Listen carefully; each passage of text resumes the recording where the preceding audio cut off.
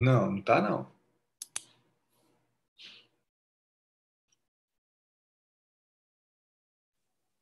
E agora? Agora sim. Perfeito. Ó, Dona você Dulce, sabe que tudo bem? Hã? viu, Fileto? Sim. Eu sou do tempo do telefone de fio, viu? Sem problema, sem problema. Olha, é uma alegria receber vocês aqui para estar compartilhando a palavra de Deus com a gente, tá? Dona Dulce, Oi, irmão. tudo bem com a senhora? Tudo bem, meu irmão? Boa noite. Boa noite. Graça e Prazer em paz. conhecê-lo. Prazer nosso. Eu nunca me esqueço quando ele contou, quando vocês começaram o ministério, e o peso veio, né? E ele falou assim, Dulce, eu não sou aquele homem que você imaginava. Aí a senhora disse, quem disse que eu imaginava? Você lembra disso? Lembro, lembro. Eu fui muito Tá. abençoado com aquela palavra. Ó, e faz 56 anos de casado e até agora está me conhecendo. Eita! Conhecimento mútuo, né? Recíproco. Verdade, verdade, verdade, Reciprocidade. verdade, verdade. Sejam bem-vindos, então. Eu passo a Amém. palavra para vocês, tá? Eu vou começar a gravar aqui. Deixa eu colocar para gravar. Pronto. Deus abençoe. Amém. É um prazer, irmãos, muito grande. Agradeço aí o pastor Fileto e os demais irmãos da liderança pelo convite, pela confiança. E é um privilégio poder compartilhar com os irmãos, mesmo à distância. Mas eu sei que Deus tem, pela sua graça, dado também aos irmãos a fome, a sede, o desejo de desenvolver na vida com Deus, crescer na graça e no conhecimento de Jesus. É um prazer muito grande, viu? E o meu desejo é que o Espírito Santo aplique os princípios da palavra de Deus sobre o assunto que nós vamos compartilhar, que é tão importante, né? Sobre a família. É uma célula primeira de todo segmento social. Quando a família não vai bem, nada vai bem, né? E eu sei que há princípios de Deus estabelecidos na palavra. Nós vamos ver isso. Nós vamos ler o texto aqui, está em Efésios, no capítulo 5, do verso 22 ao verso 33. Esse texto fala a respeito da família, de uma maneira, vai até o capítulo 6, o verso 9, onde fala a respeito do relacionamento com os filhos e o relacionamento com os servos ou os empregados, não é? Então, o texto fala de relacionamento. E realmente é importante. Vamos dar uma lida? As mulheres sejam submissas ao seu próprio marido como ao Senhor, porque o marido é o cabeça da mulher, como também Cristo é o cabeça da igreja, sendo este mesmo o Salvador do corpo. Como, porém, a igreja está sujeita a Cristo, assim também as mulheres sejam em tudo submissas a seu marido.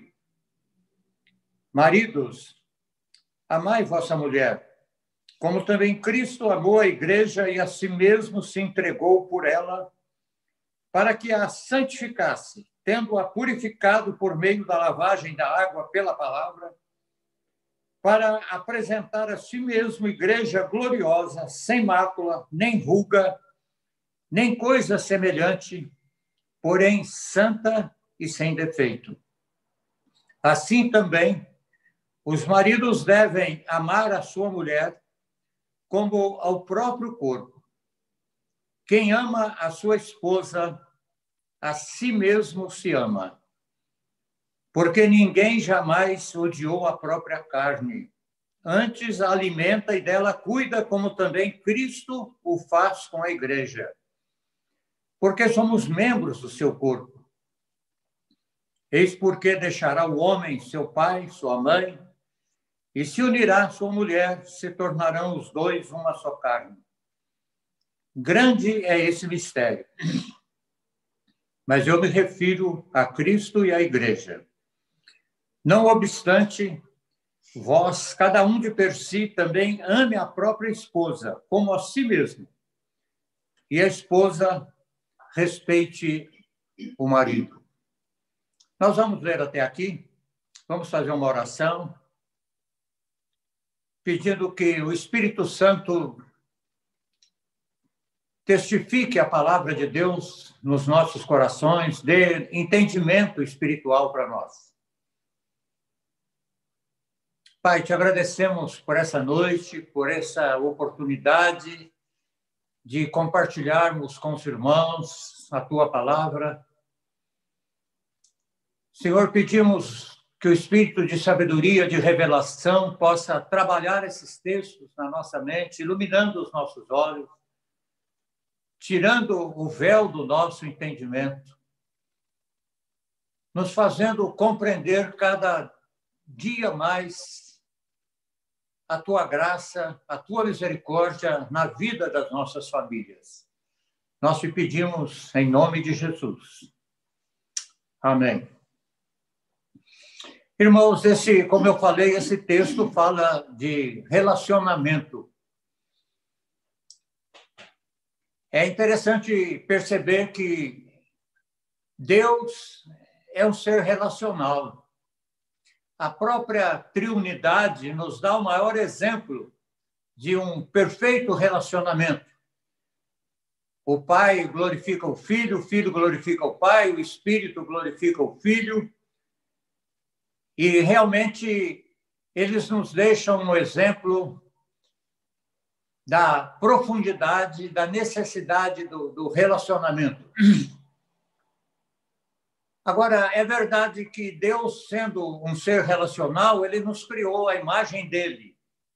E nós também somos um ser relacional. E o lugar onde nós precisamos aprender a relacionar é justamente, em primeiro lugar, com Deus. Porque o nosso relacionamento com Deus determina os outros relacionamentos nossos, principalmente o relacionamento familiar. Quanto mais o casal estiver relacionando com Deus, andando na luz com Deus, praticando a verdade com Deus, mais eles vão experimentar uma intimidade, uma comunhão. Porque o texto de 1 João 1, 5 a 10 diz: esta é a mensagem que dele ouvimos e vos anunciamos, que Deus é luz e não há nele treva nenhuma. Se dissermos que mantemos comunhão com ele e andarmos em trevas, mentimos e não praticamos a verdade. Então, esse texto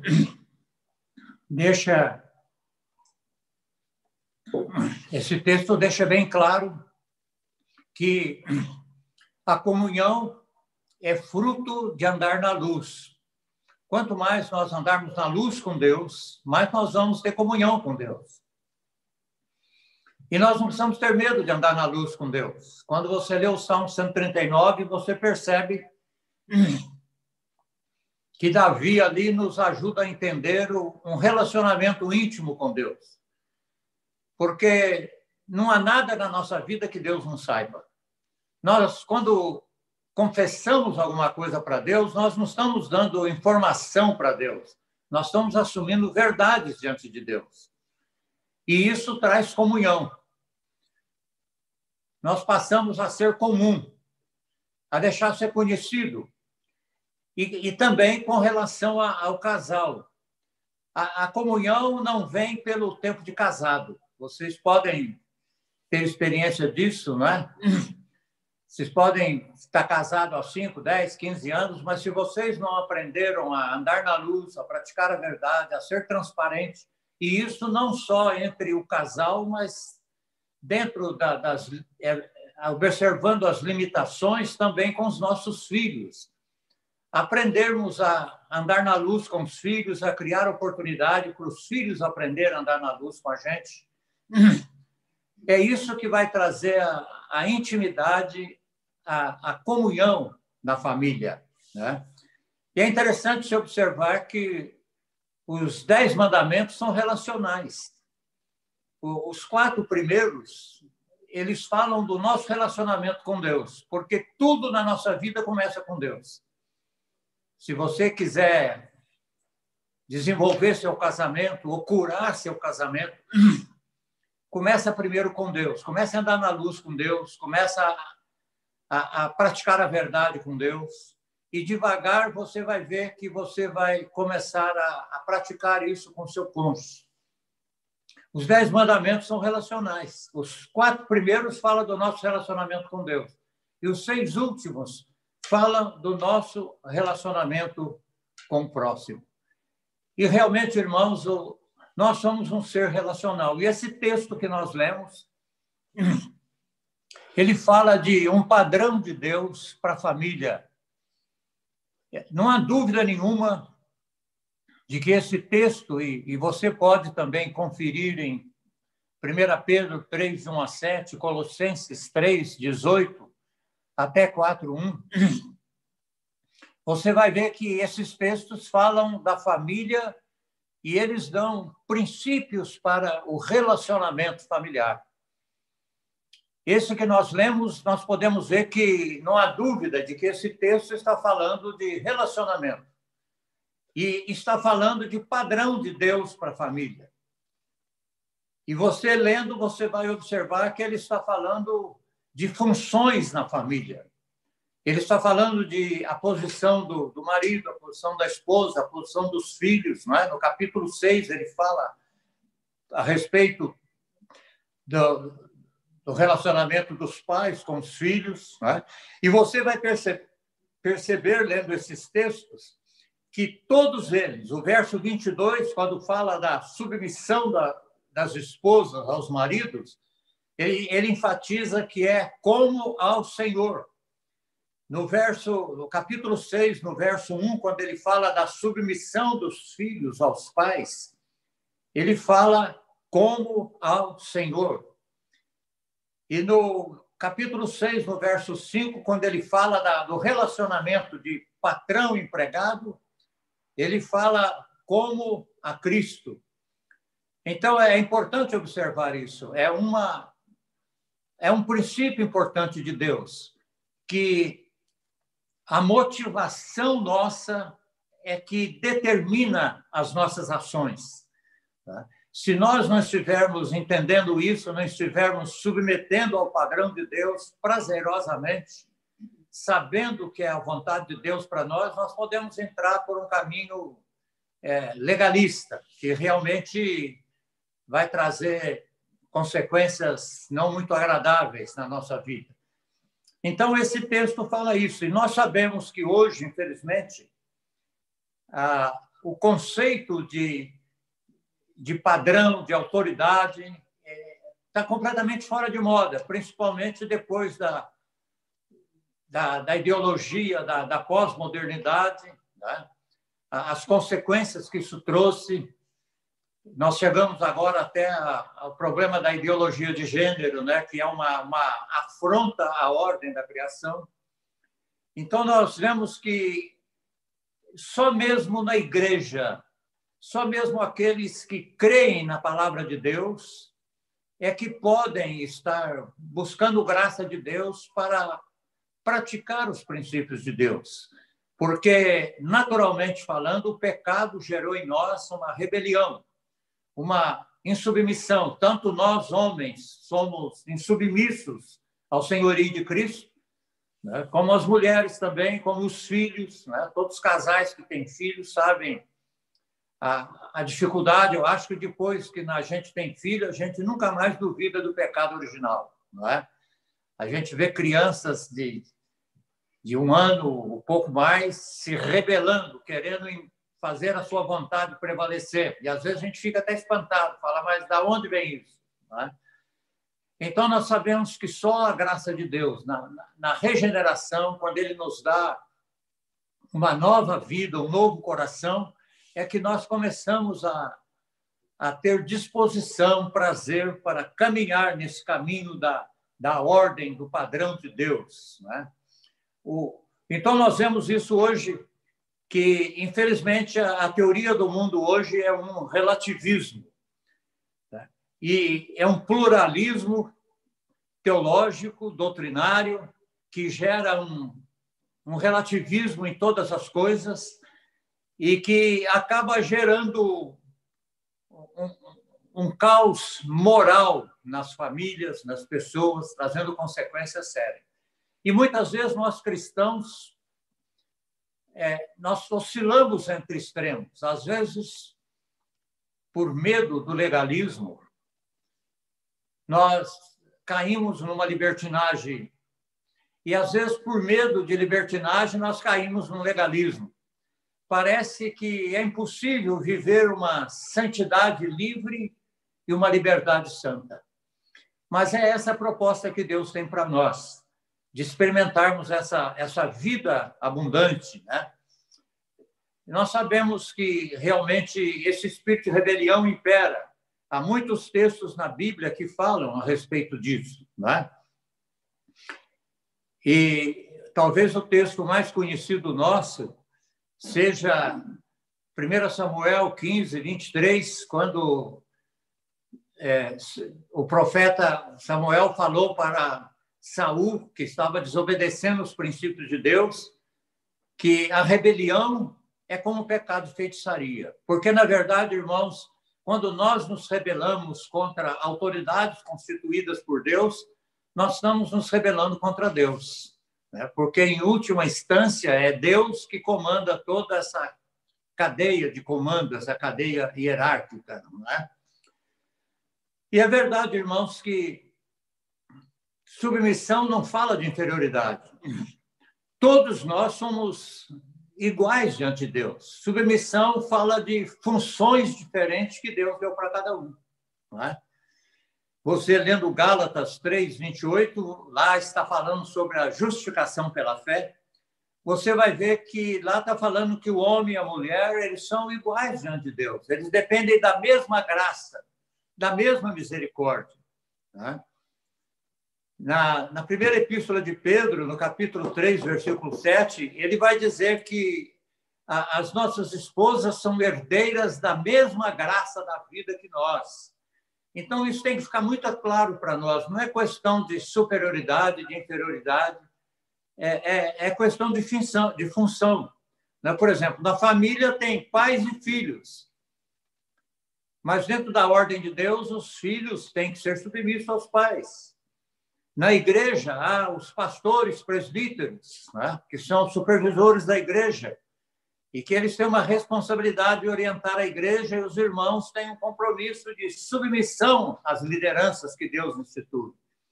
Na sociedade, nós vemos isso. Se você ler Romanos 13, 1 Pedro 2, 1 a 17, e 1 Timóteo 2, e Tito 3, 1 e 2, você vai ver que todos esses textos falando a respeito da submissão às autoridades constituídas na sociedade. Porque, irmãos, Deus é um Deus de ordem. Ele tem padrões, ele tem princípios. Tá? E quando eu falo disso, eu me lembro de um texto que talvez nos ajude a confirmar essa verdade. Está lá em 1 Crônicas 13. Você vai ver que quando Davi foi ungido rei de Israel, fazia quase 40 anos que a arca estava na mão dos filisteus, durante o reinado de Saul. E quando Davi foi ungido rei de Israel, ele teve o desejo mais sublime que um homem pode ter. Ele disse, eu não quero reinar nenhum dia sem a arca. Mas ele não teve o cuidado de ver qual era o princípio de Deus para carregar a arca. E ele foi buscar e estava trazendo de uma maneira contrária aos princípios de Deus. E, num determinado momento, num terreno inclinado, o carro que eles iam trazendo, a arca inclinou, alguém pôs a mão e morreu. eu digo que naquele momento Davi foi muito sensível a Deus. Ele disse: Deus é um Deus de vida, não é Deus de morte. Alguma coisa está errada. Essa foi a primeira conclusão que ele chegou. E a segunda conclusão parece óbvia, mas às vezes é difícil nós chegarmos. Davi disse assim: bem, e se há alguma coisa errada, é do nosso lado, não é do lado de Deus. E ele mandou parar, e você depois vai ver no capítulo 15 de Primeira Crônicas, que Davi depois foi consultar os livros dos profetas e ele viu que só os levitas podiam carregar a arca. E quando eles entraram no padrão de Deus, a bênção de Deus foi constante na vida deles. Eu creio que isso é um exemplo muito grande para nós. Às vezes nós temos bons desejos e às vezes nós precisamos conferir com os princípios de Deus para ver se realmente isso está de acordo com a vontade de Deus. Agora, irmãos, a Bíblia também deixa claro para nós que qualquer autoridade é delegada por Deus. Ela é exercida dentro do padrão executado pelo próprio Deus. Um exemplo na Bíblia que me fala muito a respeito de ter o entendimento de autoridade delegada está lá em Mateus, no capítulo 8, do verso 5 a 13. Você vai ver ali quando Jesus encontrou com aquele centurião. O centurião era um oficial romano que tinha sobre as suas ordens 100 homens. E quando ele chegou para Jesus e foi pedir que Jesus curasse um criado seu, isso já me impressiona, porque não era o filho dele, era um criado que estava doente e ele estava preocupado com aquele empregado dele. E ele pediu para que Jesus curasse. Jesus fez menção de ir à casa dele. E ele falou assim para Jesus: você não precisa ir. E é interessante que ele explica o porquê. Ele não começou dizendo assim, porque eu sou um homem que tem autoridade. Mas ele disse assim: eu sou um homem sujeito à autoridade e por isso eu tenho autoridade. Irmãos, esse é um princípio da Bíblia, né? O próprio Senhor Jesus deixou claro isso para nós, que durante o seu tempo aqui na Terra, ele era totalmente submisso ao Pai. Ele fazia tudo de acordo com a vontade do Pai, né? E eu creio que esse é um princípio muito importante.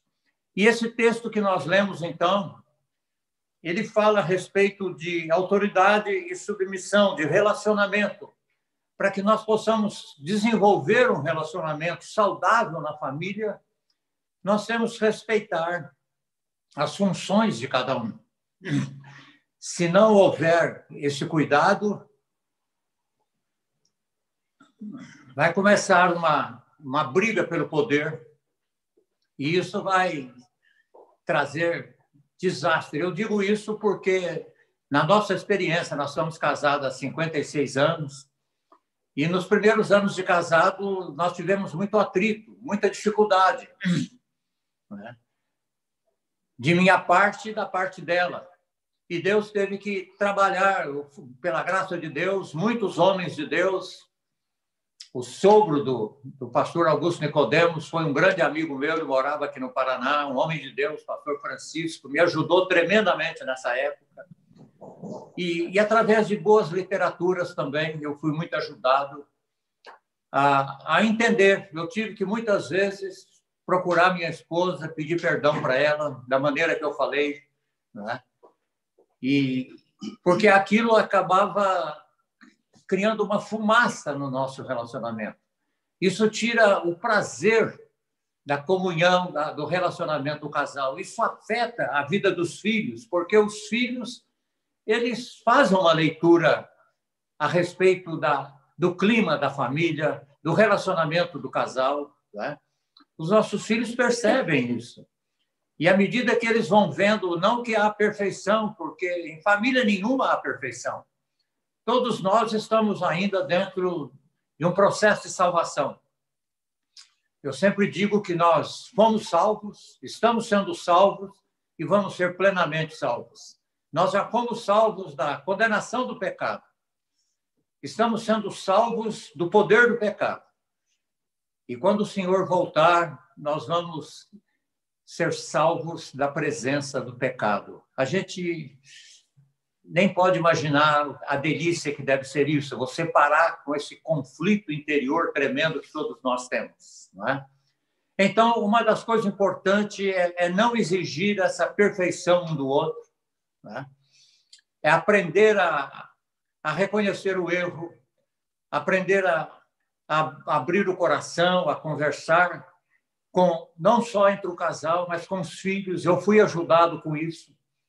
Aprender a até pedir perdão para filho, que muitas vezes eu agia precipitadamente e, às vezes, de maneira não adequada.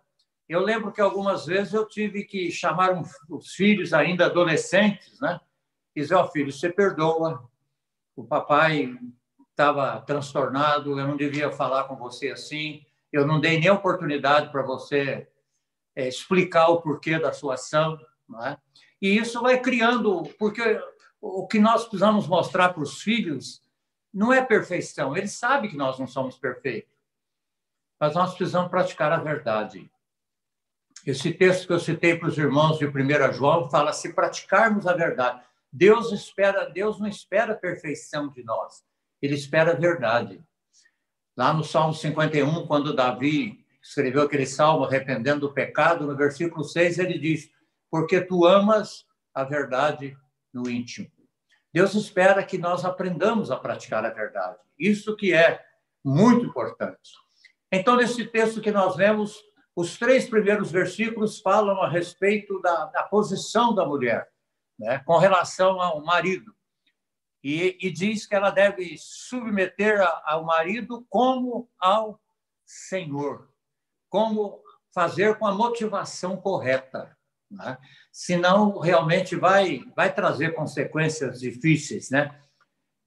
E a palavra de Deus deixa claro para nós que a esposa foi dada como uma ajudadora idônea, né?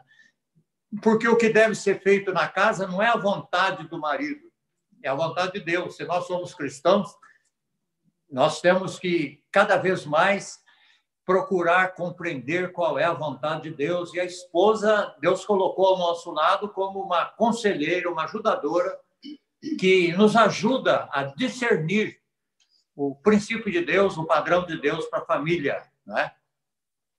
E essa submissão com a motivação correta, ela é uma inclinação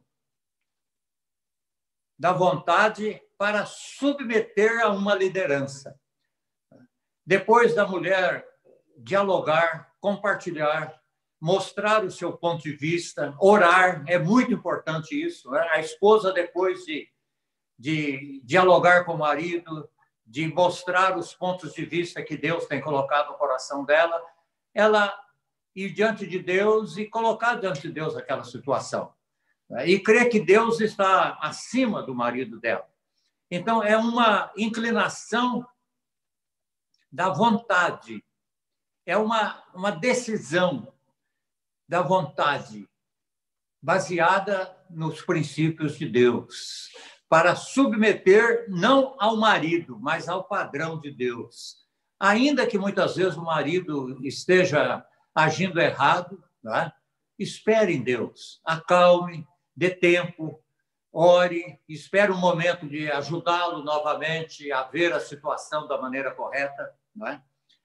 Porque, na verdade, irmãos, a submissão é uma libertadora disposição da mulher para ratificar, receber e nutrir a liderança masculina, né? E não lutar contra ela, e não tentar derrubar esse princípio de autoridade. Ratificar fala de aprovar a liderança masculina, principalmente diante dos filhos. Irmãos, aqui está um princípio de relacionamento familiar muito importante. A palavra de Deus diz que uma casa dividida não prospera. E é verdade. O casal tem que conversar, eles têm que determinar parâmetros para a casa, né? Tanto faz o marido estar em casa ou não está, os princípios têm que ser o mesmo, né?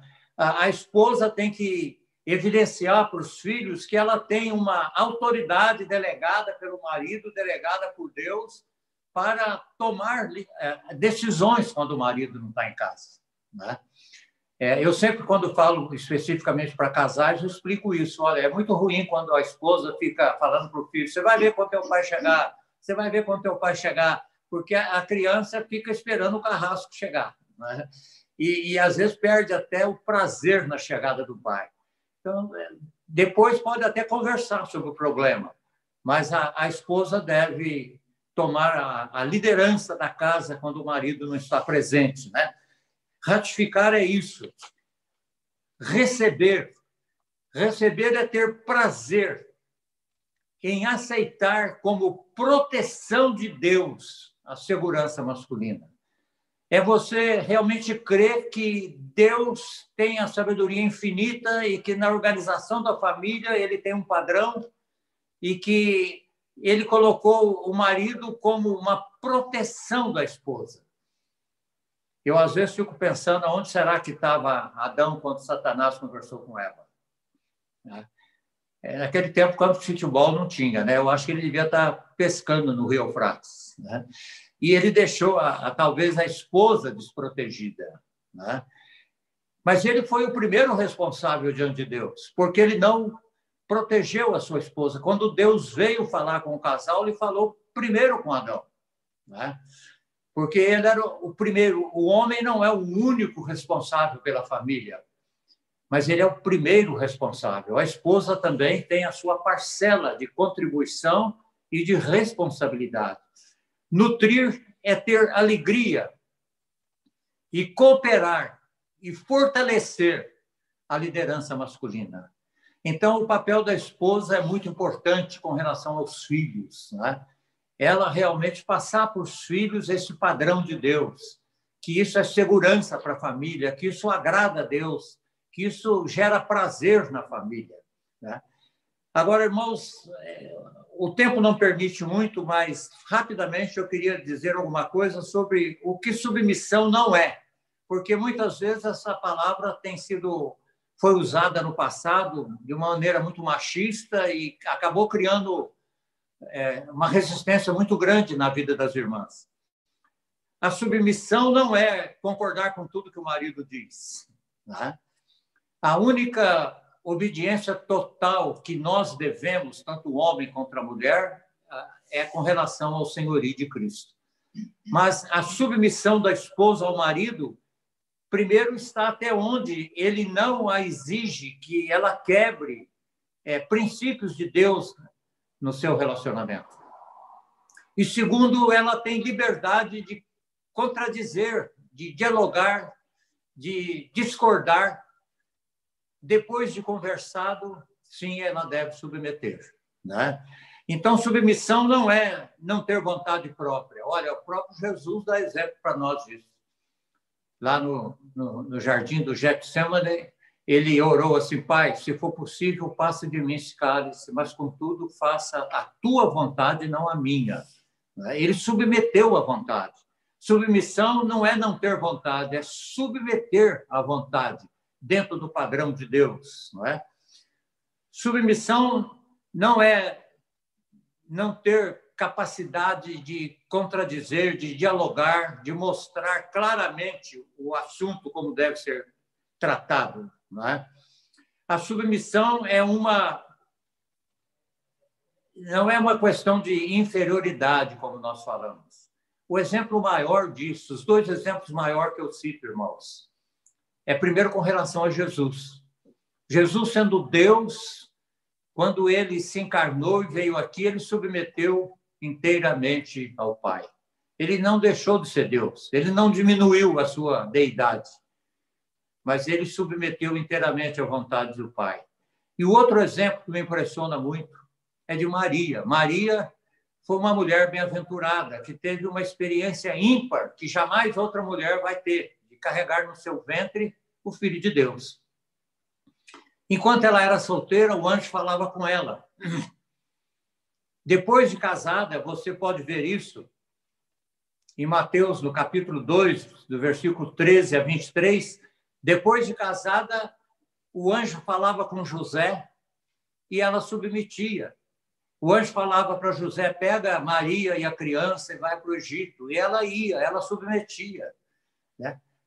Isso me impressiona muito, porque não é porque ela foi agraciada por Deus para gerar no seu ventre, por obra do Espírito Santo, o Filho de Deus, que ela foi exceção do padrão de Deus.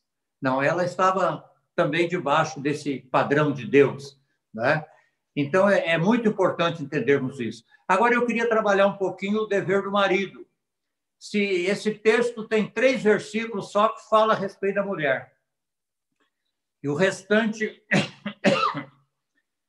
do texto todo fala da responsabilidade do marido.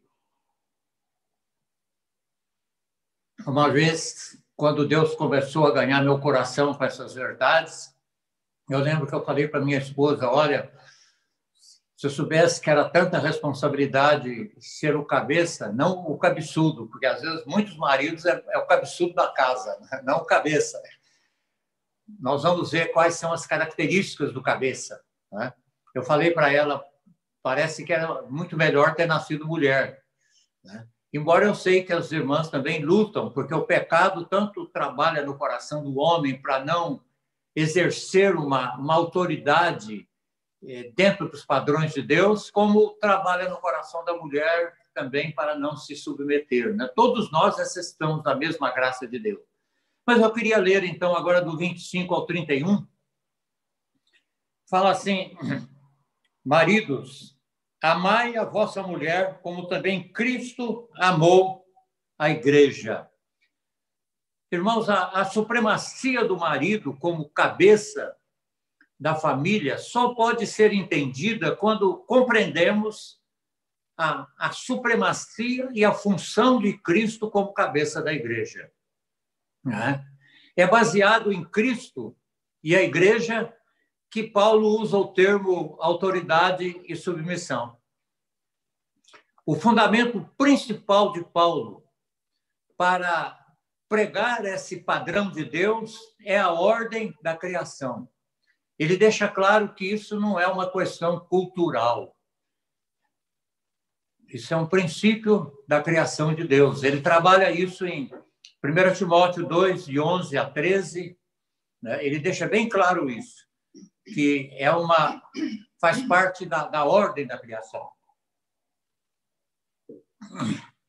A posição de Cristo como cabeça da igreja é descrito tanto nesse texto que nós lemos, como em Efésios, no capítulo 1, versículo 20 a 23, como também em Efésios, capítulo 4, verso 15 a 16, e Colossenses, capítulo 1, versículo 18.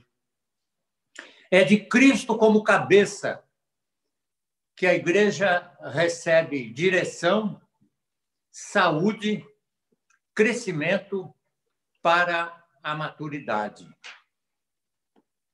É interessante que aqui nesses textos que fala com relação ao marido, fala da função do cabeça e fala que a função do marido como cabeça é mais cuidado do que controle. Lá em 1 Pedro 3,7, fala que nós, maridos, temos que considerar a nossa esposa como vaso mais frágil para que não seja impedida as nossas orações. Isso é muito sério. A oração nossa como marido está condicionada à maneira como nós relacionamos, como nós consideramos a nossa esposa. E também nós vemos que a função do marido está mais relacionada à responsabilidade do que domínio. Olha o verso 28, o que diz. Assim também os maridos devem amar a sua mulher como ao próprio corpo.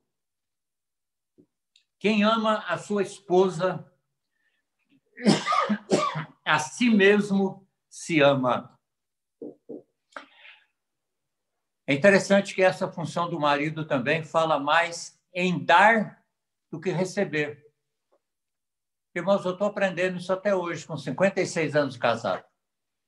Eu sei que todos nós temos muita dificuldade de crer que é fazendo o cônjuge feliz que nós somos felizes. No começo do casamento, nós brigamos muito para que o outro nos faça feliz. E só a graça de Deus pode nos levar a entender que é dando que se recebe. É fazendo o cônjuge feliz que nós vamos experimentar a felicidade. É mais dar do que receber. Olha o verso 25, o que diz. Marido, amai a vossa mulher como também Cristo amou a igreja e a si mesmo se entregou por ela. Eu gostaria que você prestasse atenção nesse final do versículo. Aí diz que Cristo se entregou por ela, não se entregou para ela. E a pergunta é, para quem que Cristo se entregou para poder edificar, salvar a igreja? Cristo se entregou a Deus, o Pai, plenamente. Foi a sua submissão ao Pai que deu condições a ele de ser o cabeça salvador da igreja. E Paulo fala aqui a mesma coisa, que nós, maridos, devemos nos entregar a Deus. Devemos ser um sacerdote da nossa casa, ter um relacionamento íntimo com Deus. Que isso vai nos ajudar no relacionamento com a esposa e no relacionamento com os filhos. Não é? É através dessa comunhão com Deus, porque a comunhão com Deus ela é transformadora. Então, a responsabilidade do marido como cabeça está mais em dar do que receber, está mais em servir do que ser servido. Né? Olha o verso 26. Para que a santificasse, tendo purificado por meio de água pela palavra. Irmãos, Cristo está santificando a igreja pela palavra.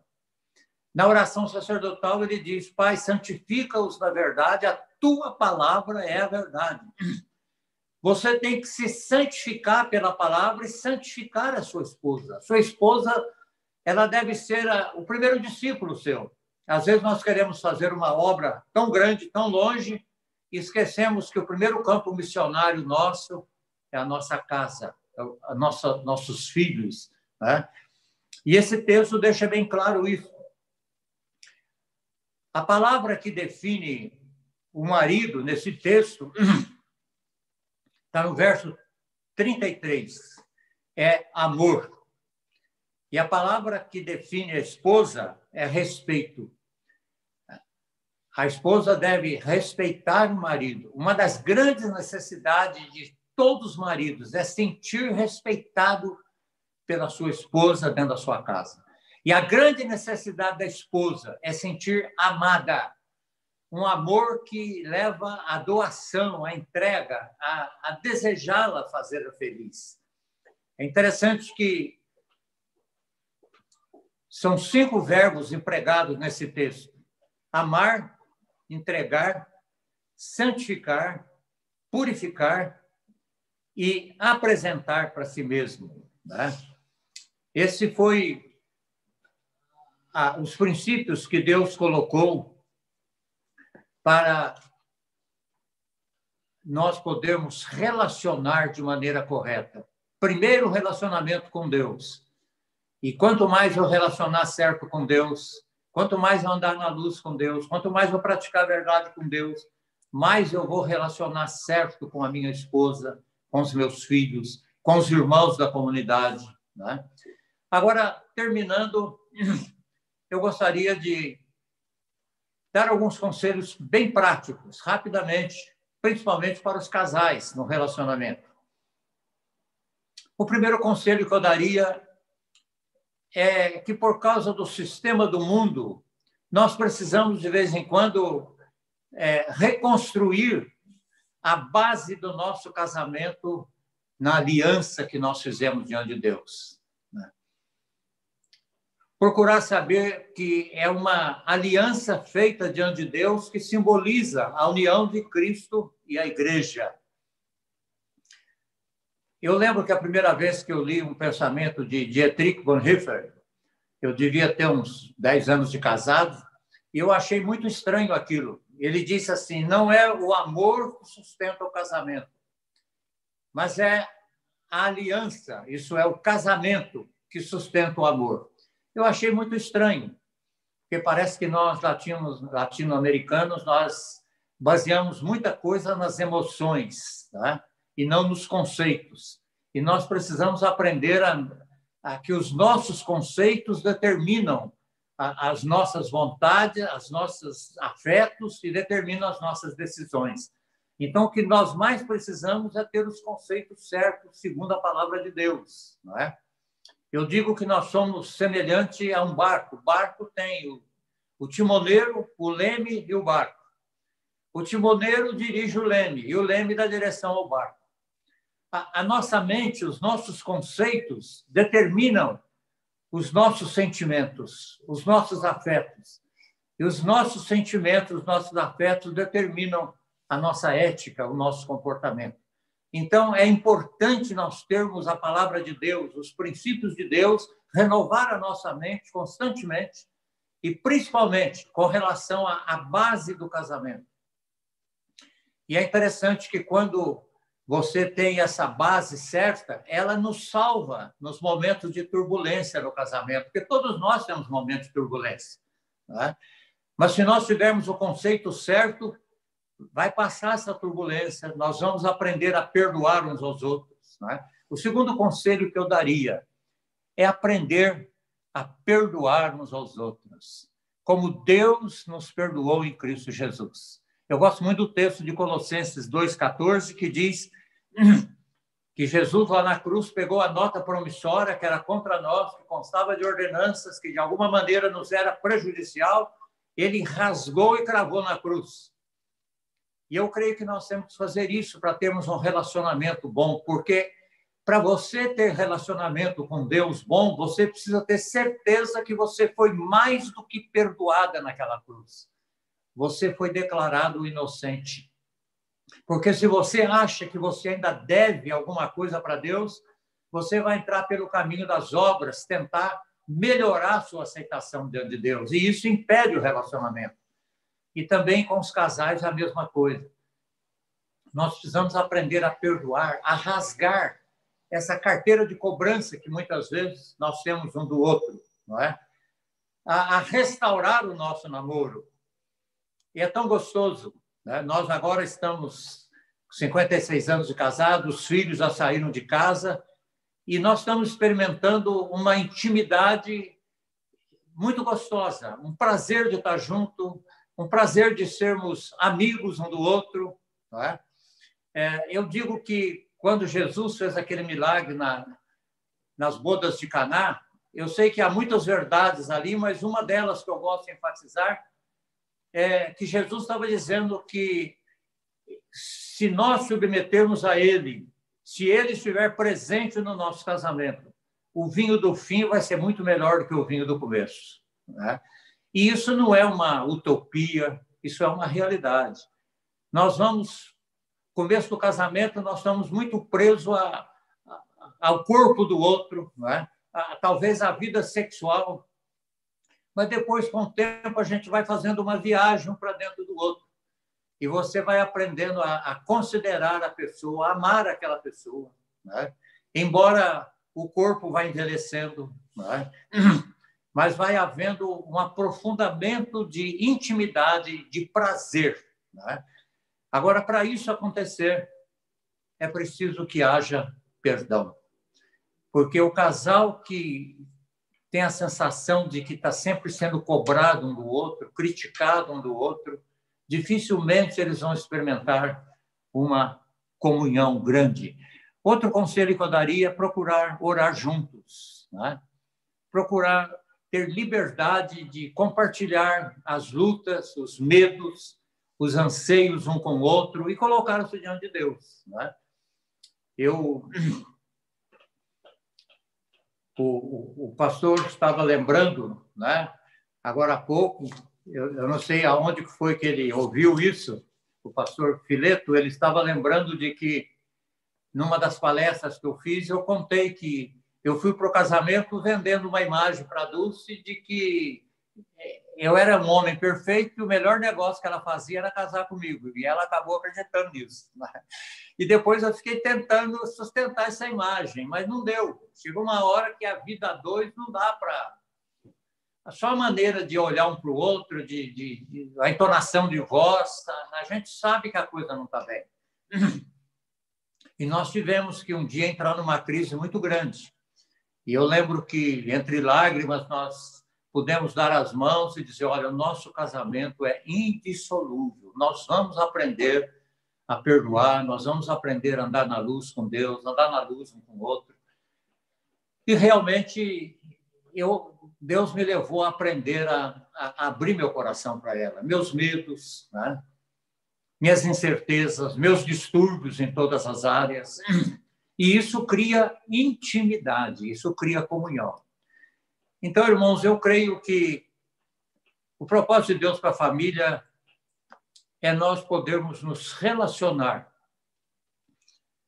de uma maneira cada vez melhor. Nunca espere nessa vida um casamento perfeito.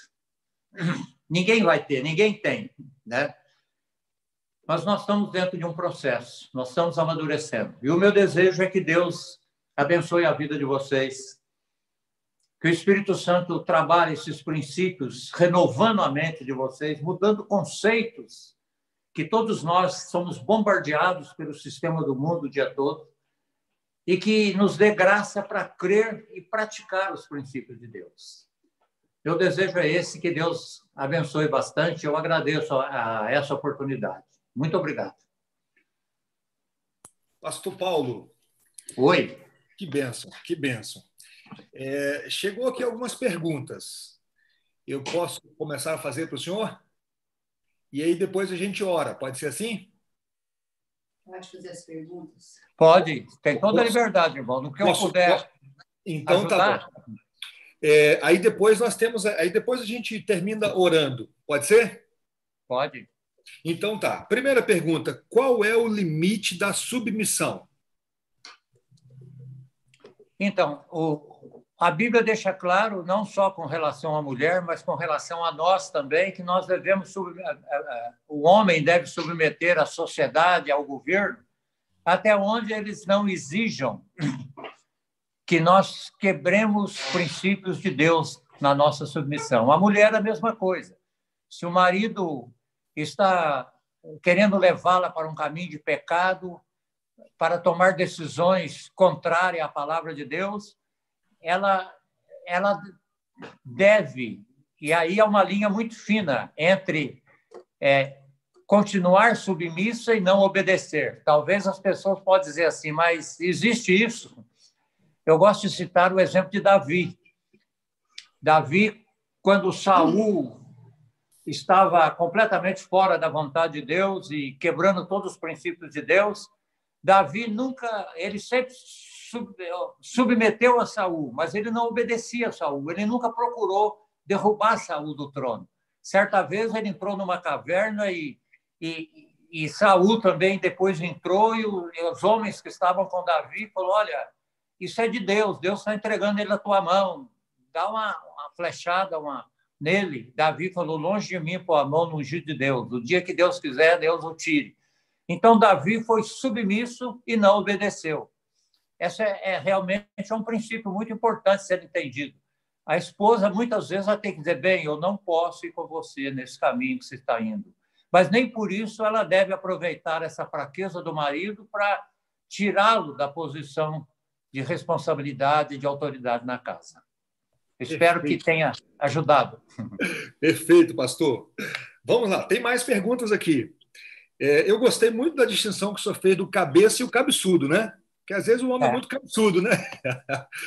Pastor, a segunda pergunta é a seguinte: o senhor falou que irmãos foram instrumentos nas mãos do Senhor no casamento do senhor com a dona Dulce, não é isso? Como Sim. O senhor citou o reverendo Francisco Leonardo. Qual é o momento em que nós devemos buscar ajuda na comunidade, entre os irmãos, com os pastores, com os presbíteros?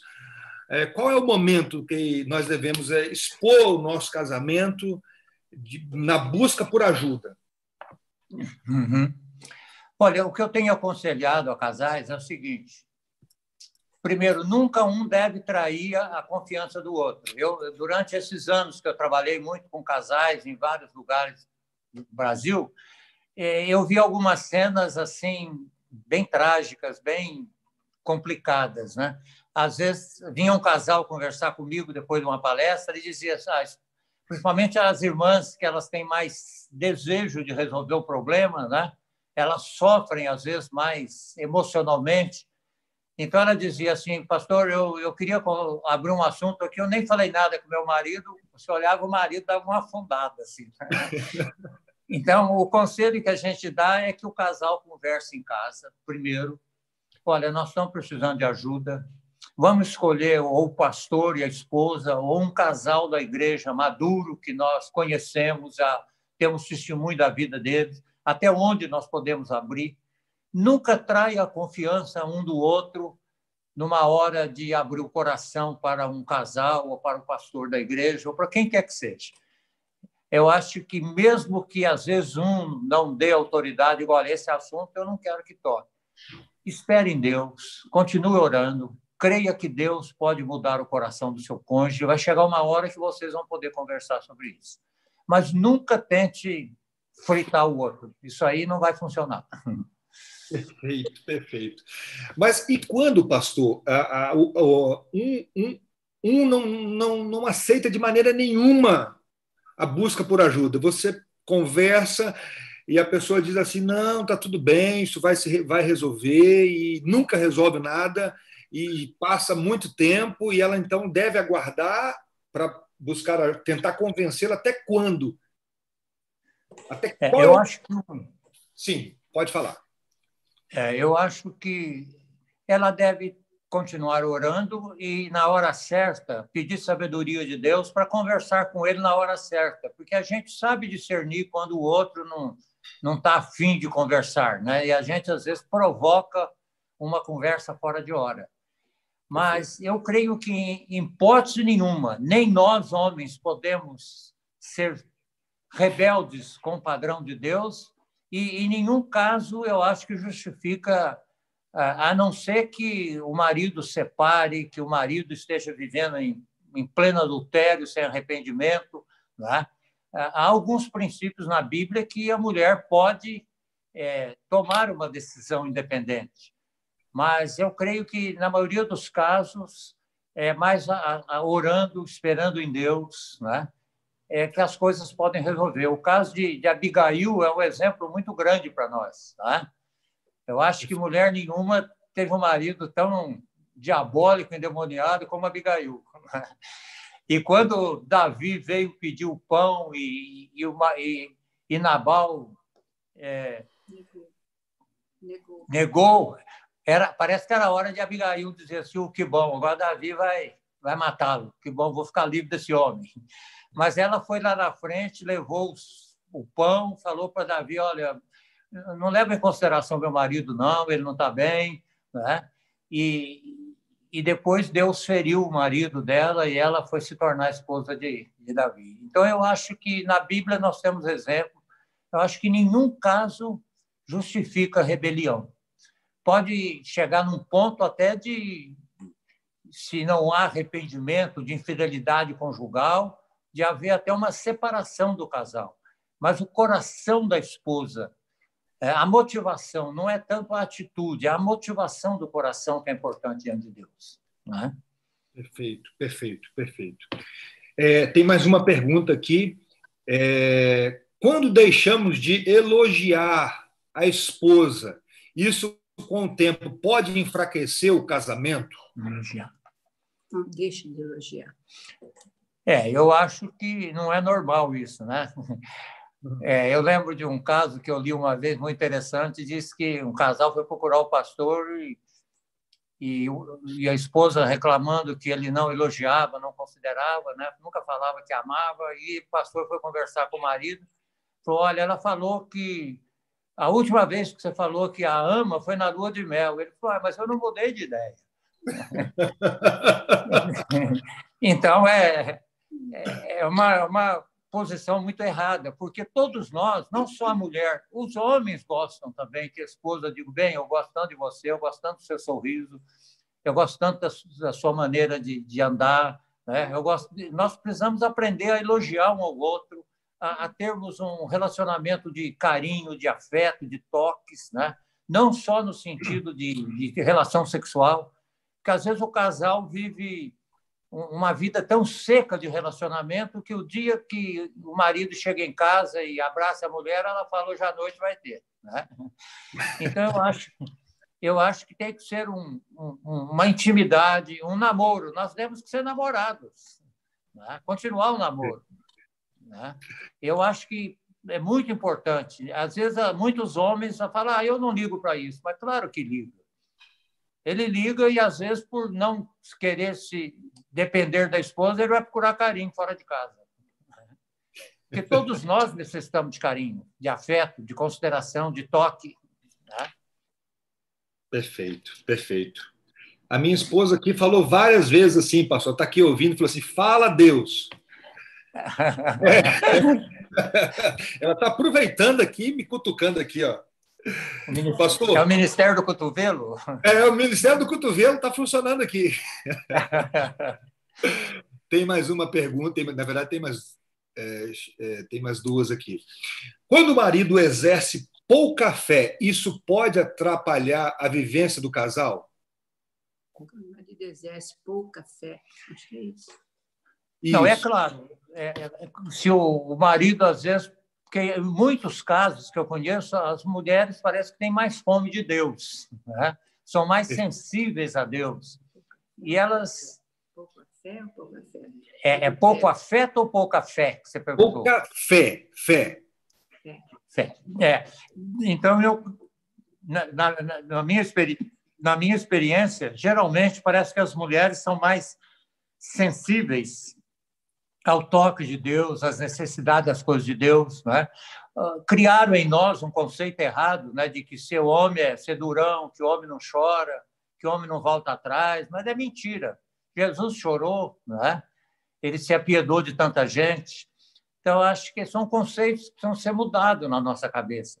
Agora, é verdade que se a mulher tem mais fome do que o marido, ela precisa ter muita graça de Deus, muita sabedoria para não atravessar na frente do marido, não atropelar o marido. Porque, às vezes, a gente vai conversar com alguns casais e você percebe que o marido começa a falar, a mulher corta o marido e, às vezes, até fala assim, não é isso, não. E ele vai ficando cada vez mais fechado, né? Mais chateado.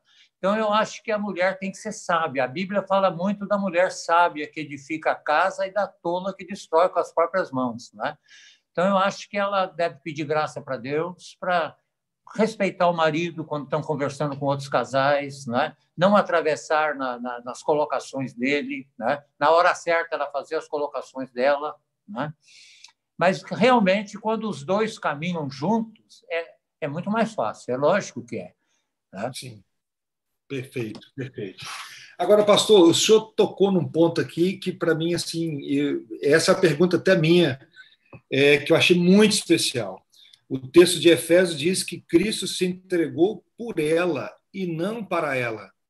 Uhum. Me parece, então, que porque o amor sacrificial ali do marido não é para fazer tudo o que a mulher deseja, é em obediência à vontade de Deus.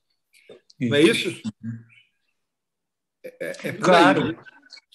Infelizmente, hoje, dentro do conceito do mundo, a maioria dos maridos entregaram a criação de filho, a liderança da casa, até a parte econômica para a mulher, né? A parte financeira do lar. Eu acho que não é esse o padrão de Deus, né? A esposa, ela tem um papel muito importante. Deus deu como adjutora e não como atrapalhadora, né? E eu acho que nós precisamos aprender a ouvir a esposa. Eu errei muito na minha vida não ouvindo, tive consequências econômicas difíceis por não ouvir, né? E eu creio que todos nós temos essa luta, mas o princípio ali do versículo que eu citei é que o marido deve se entregar a Deus, porque somente ele mantendo um relacionamento de andar na luz e praticar a verdade com Deus ele vai ter condição de ser um sacerdote da casa, né? Ele se entregar a Deus para edificar a esposa, para salvar a esposa, né? Ali no texto que nós lemos, diz que Jesus edifica a igreja pela palavra. Os maridos precisam aprender a compartilhar com a esposa. Por exemplo, no meu caso, quando os filhos eram pequenos, eu podia ler bastante, podia ir em congresso, a Dulce não podia. Ela tinha que ficar em casa com os filhos. Então, quando eu cheguei, eu aprendi isso com homens de Deus, eu procurava, na hora certa, compartilhar com ela aquilo que Deus tinha falado comigo, ler um pedaço, às vezes, da mensagem que falou muito comigo, né? Então, acho que o marido tem que ter essa visão, né, de que muitas vezes a esposa ela está cansada emocionalmente, não é hora de querer tratar nem mesmo de assuntos bíblicos com ela, né? Eu acho que Deus precisa dar bastante sabedoria para nós, maridos, né? Que bênção, pastor. Deixa eu perguntar aqui se o pessoal do YouTube, que tem um grupo aqui acompanhando a gente através do YouTube também. Amém. Irmãos, tem alguém aí no YouTube com alguma pergunta? Enquanto isso, o pessoal que está aqui na sala do Zoom, tem mais alguma pergunta? Para a gente aproveitar aqui o pastor Paulo. Enquanto os irmãos aí pensam em alguma pergunta, pastor, a dificuldade que nós temos para ter o culto doméstico, essa pandemia, parece que ela tem sido também um instrumento nas mãos do Senhor para a gente rever essa situação. E qual seria um conselho que o senhor daria para nós? Às vezes o marido não entendeu ainda que é ele que tem que liderar esse momento, mas a esposa, às vezes, ela tem mais facilidade. Qual é o momento? Como o senhor disse aqui durante a palestra, o homem não é o único responsável, mas ele é o primeiro responsável, né? Qual o conselho que o senhor daria para a gente aí em relação a isso? Irmão, eu creio que essa pandemia, eu acho que todos nós cristãos cremos, está debaixo da soberania de Deus, do controle de Deus. Eu creio que Deus está julgando o mundo e disciplinando a igreja. Eu creio que, principalmente nesse assunto que o irmão tratou, as famílias estão tendo que ficar junto. O sistema do mundo fazia de um jeito que eles quase nem tinham muito tempo junto, não é? O marido sai para um lado, a mulher sai para o outro, os filhos passam o dia na escola, de noite, um vai estudar, e agora parece que Deus obrigou a gente a ficar junto, né? E isso está trazendo à tona a realidade nossa. E eu acho que o primeiro caminho é arrependimento, é arrepender diante de Deus, né? Entender que realmente, Senhor, o marido entender, a mulher entender, não um ficar cobrando o outro e criticando o outro, não é? A cruz cabe um de cada vez. Não adianta querer dois para a cruz de uma vez só, né? E nem ficar mandando o outro para a cruz, não vai funcionar. É uma decisão muito pessoal, dizer, não, eu realmente não tenho sido o marido que realmente é um sacerdote na casa, eu não tenho lido com os meus filhos, não tenho conversado com os meus filhos, né? O culto doméstico realmente é uma guerra, né? Eu confesso que durante muitos anos eu também não pratiquei habitualmente o culto doméstico, né? Na casa da minha mãe, ela fazia isso, com 9 filhos. Minha mãe tinha 9 filhos e todo dia ela pegava o cenáculo e fazia o culto doméstico com a gente. Era um momento muito difícil para ela, porque era tudo diferença de um ano e pouco um do outro. Ela tinha que parar de ler, um estava dando tapa no outro, pisando no pé do outro, né? Mas ela fazia o culto doméstico, né? E meu pai não era convertido ainda, mas depois ele se converteu. Então, eu creio que é um momento de arrependimento, irmão, sabe? A esposa se arrepender do que ela tem que arrepender, o marido se arrepender, né? E começarem a crer que nunca desprezar o dia dos pequenos começos. Não é porque estamos casados há tanto tempo e não fazíamos isso, podemos começar a fazer, Deus vai dar graça, né? De termos um tempo junto, de conversarmos sobre as coisas de Deus, de conversar com os nossos filhos, né? Eu acho que a graça de Deus sempre está disponível quando há arrependimento. Perfeito, pastor, perfeito. Deixa eu só anotar isso aqui, porque eu gostei dessa frase aqui. Pastor, uma outra pergunta sobre o perdão. Existe uma ideia de que perdoar é esquecer, né? Quem perdoa, esquece. O perdoar é esquecer? Não, eu creio que não. Perfeito. Eu acho que perdoar é não ressentir. Eu acho que a gente, pelo menos no princípio da Bíblia, que eu creio assim, não é? Quando a Bíblia fala que Deus não se lembra mais, não está dizendo que Deus esqueceu da nossa depravação total, não. Ele perdoa, ele não tem mais ressentimento, amargura, nos perdoa completamente. Por exemplo, quando eu e a Dulce hoje, às vezes a gente lembra de fases da nossa vida que a gente até ri de nós ficarmos brigando por coisas tão bobas, tão pequenas, né? Guardando ressentimento, perdendo o privilégio de estar junto, de desfrutarmos de um momento de intimidade prazerosa, né? Eu creio que o padrão de Deus não é, por exemplo, lá em Hebreus 12, quando Deus fala para não haver em nós raiz de amargura que brotando nos perturbe. Então, o perigo é a amargura, o ressentimento. Mas nós não vamos esquecer, né? Agora, principalmente, eu daria uma palavra para as irmãs. Por elas serem mais emocionais, elas têm mais tendência de guardar um arquivo. Às vezes, você vai conversar com um casal que está enfrentando um problema e, de repente, a esposa fala assim, pastor, o nosso problema não é esse. Olha, quando o nosso primeiro filho nasceu, a coisa vem lá de longe, coisa que nunca foram perdoadas, né? Eu até achei interessante um dia que eu vi o irmão falando sobre esse assunto, ele disse assim, que um amigo dele falou para ele assim, a minha esposa é histórica. Ele falou, histórica não, você está querendo falar histérica, né? Ele falou, não, é histórica mesmo, é quando a gente tem um problema, ela puxa a nossa vida lá da lua de mel e vem trazendo, né? Então, realmente, nós corremos esse risco. O homem também corre. O homem, às vezes, não é de falar, mas é de guardar. Ele guarda o ressentimento, perturba a intimidade, perturba o prazer. Então, eu creio que perdão não significa esquecer. Perdão significa não ressentir mais, não ter amargura, não ter ressentimento. Perfeito, perfeito.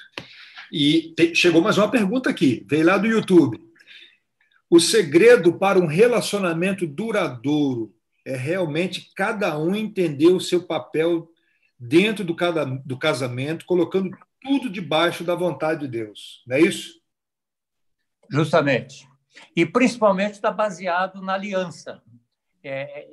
Esses dias eu tenho até uma gravura muito interessante de um casalzinho bem velho já e uma pessoa jovem perguntando para eles assim, qual o segredo de vocês para estarem juntos, como é o caso meu e da Dulce, há 56 anos?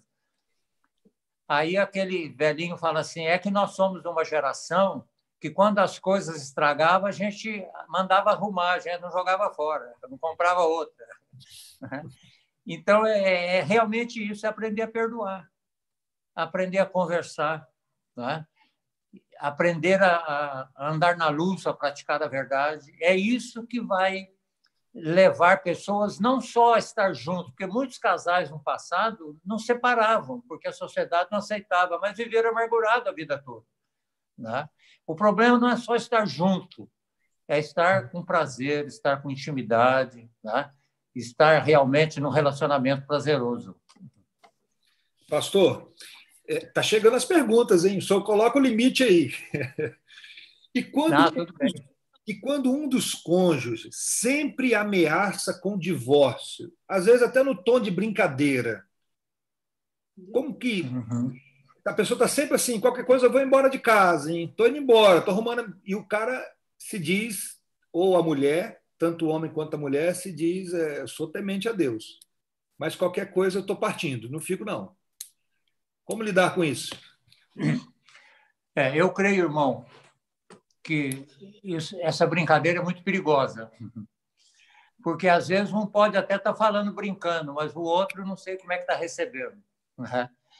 A gente deve sempre, o princípio da Bíblia é amar o próximo como a gente mesmo, e o próximo mais próximo da gente é a esposa. Então, eu gosto de ouvir dela, né? Eu gosto de falar para ela o que eu gostaria de ouvir dela, eu não gostaria de ouvir de vez em quando ela falar para mim, bem, eu não sei não, eu acho que é melhor a gente separar isso, né? Eu acho que um casal não deve brincar com o pecado, brincar com essas coisas, né? E eu acho que eles devem realmente evitar esse tipo de brincadeira e, às vezes, até nunca vai separar, mas é uma maneira de um coagir o outro a fazer o que eu quero, que também não funciona, né?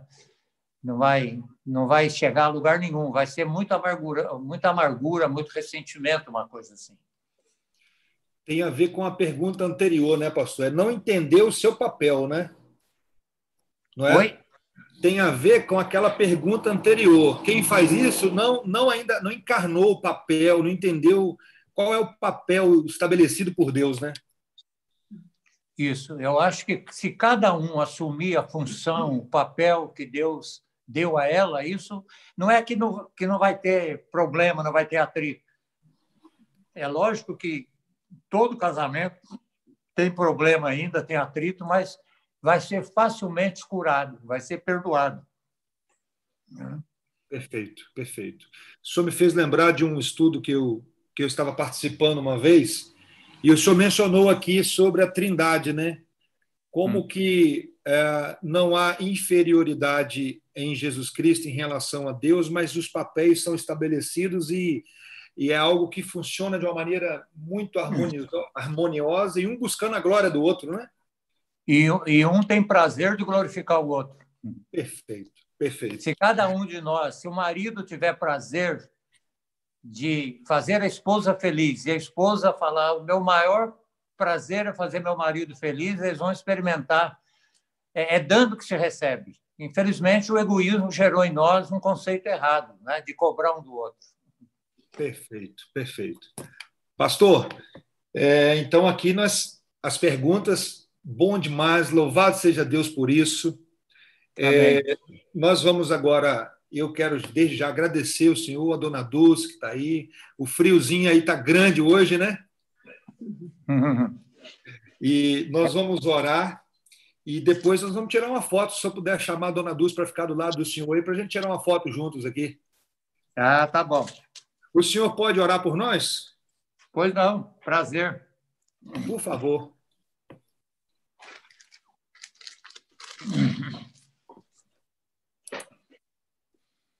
Ora, o Deus da paz, que tornou a trazer dentre os mortos a Jesus, nosso Senhor, o grande pastor das ovelhas, pelo sangue da eterna aliança, nos aperfeiçoe em todo bem para cumprirdes a sua vontade, operando em nós o que é agradável diante dele. Por Jesus Cristo, a quem seja a glória para todos sempre. Amém. Que a graça de Deus seja abundante sobre os casais e as famílias que participaram. Fica aqui bem. Tem que ficar aqui. Está dando para ver a namorada aí? Está dando para ver, sim. Que coisa boa. Dona Dulce, que benção, hein? E a senhora aí sempre auxiliando, né? Tentando, pastor. Cooperando um pouco. Não. Buscando graça de Deus para poder cooperar, né? Tá certo, tá certo. O homem já deu trabalho, então? Já deu trabalho um dia, né? Demos trabalho mútuo. Né? Graças a Deus. Estamos sendo lapidados, né? Tá certo, verdade. A minha esposa já me deu uma cotovelada aqui já, né? Falta de elogio, às vezes, a gente elogia pouco, né? Bom, aqui em casa é o seguinte, falta de elogio do lado do Paulo não tem, mas do meu lado tem. Então, uma coisa que eu tive que aprender é realmente elogiar, realmente é incentivar, é motivar, né? Eu sou uma ótima prestadora de serviço, mas tenho mais dificuldade com a parte do afeto, do carinho, da ternura. Mas, graças a Deus, que Deus usa o casal exatamente para a gente aprender um com o outro. O que um tem, o outro não tem, e vice-versa. Mas Deus dá graça para a gente caminhar juntos. Amém, amém. Nós agradecemos de todo o coração pela vida de vocês e a nossa oração é que Deus continue abençoando vocês. Amém. Tá bom? Amém. Vamos tirar uma foto, gente. Um abraço para sua esposa. Pode deixar. Deus abençoe a todos. Uma ótima noite. Fiquem com Amém. Deus. Obrigada. Tchau. Fiquem com Deus. Tchau, tchau.